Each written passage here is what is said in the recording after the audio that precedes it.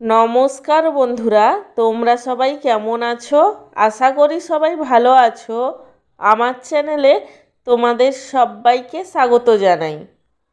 আজকে আমার লাঞ্চের থালিতে কি কি মেনু আছে তারই ভিডিও তোমাদের সাথে শেয়ার করব।